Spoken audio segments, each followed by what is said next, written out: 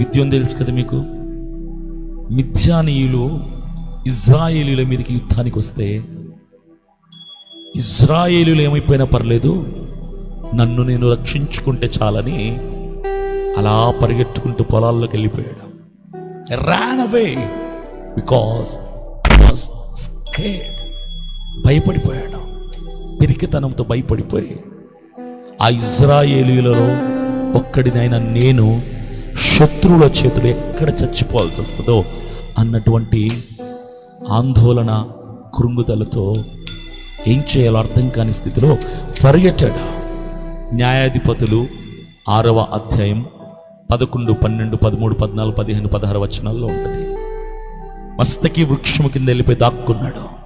ఎందుకో తెలుసా? భయం.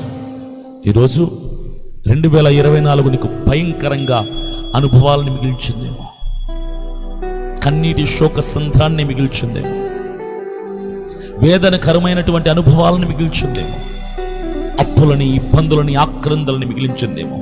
కానీ నా దేవుడు నిన్ను గమనిస్తూనే ఉన్నాడు కాడా. He's keep on watching your life. ఆయన అనుక్షణం నిన్ను విడిచిపెట్టకుండా గమనిస్తున్నాడు. ఆయన సాడిస్ట్ కాదు, కోపిష్టి కాదు, కరుణ గల, వాత్సల్యత కలిగిన నా దేవుడు నిత్యం ఎడల కరుణ కనికరాన్ని కటాక్షిస్తూనే ఉన్నాడు.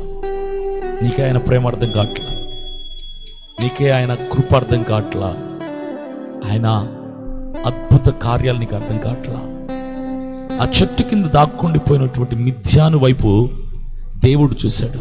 పిర్రికివాడు, తనను తాను రక్షించుకుంటే చాలని భయస్థుడిగా, భయభ్రాంతుడైపోయి ఆ కృంగుదల్లో, వేదనకరమైన స్థితిలో ఎక్కడ నన్ను చంపుతారో అని పరిగెట్టి దాక్కుండిపోయాడు. ఈరోజు నిన్ను భయపెడుతున్న స్థితిగతులు ఏవైతే ఉన్నాయో వాటన్నిటికి భయపడుతుంటాం.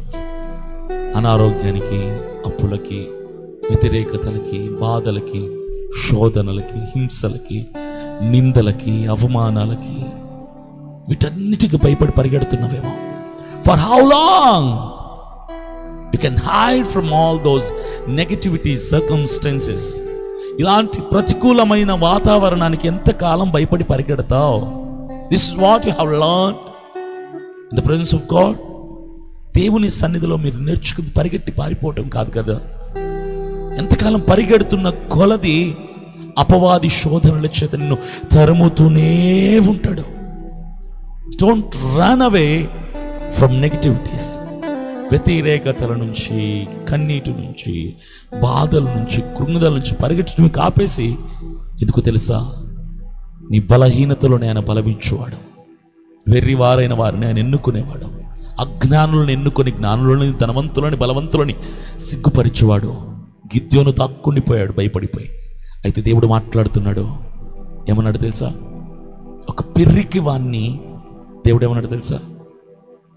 పరాక్రమము గల బలాఢ్యుడా, లే, rise up, man of valour, mighty man of valour, rise up from the place.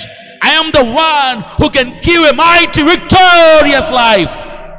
ఘనమైన విజయమును ఇవ్వగలిగిన దేవుడును నేను నీకు తోడుగా లేనా? ఎందుకు భయపడుతున్నావు? Why you are hiding yourself from enemies? ఎందుకు శత్రువుల దగ్గర భయపడిపోయి దాక్కుండిపోతున్నావు? నేను లేనా? ఒక పిరికి వాడిని దేవుడు ఏమంటున్నాడు తెలుసా?